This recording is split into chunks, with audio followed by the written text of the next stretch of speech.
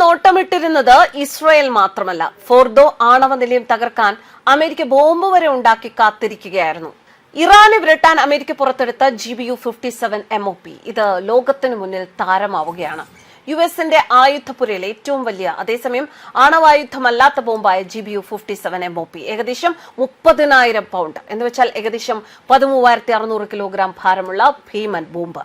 ഏകദേശം 200 അടി വരെ 60 മീറ്റർ ഭൂമിക്കടിയിലേക്ക് തുളച്ചു കയറാൻ ശേഷിയുള്ളതാണിത്. ഇറാനിലെ ഫോർദോ പോലുള്ള അതീവ സുരക്ഷാ സൗകര്യങ്ങളുള്ള ഭൂഗർഭ ആണവ കേന്ദ്രങ്ങൾ ലക്ഷ്യമിട്ട് US രൂപകൽപ്പന ചെയ്ത ഒരു ബോംബ്.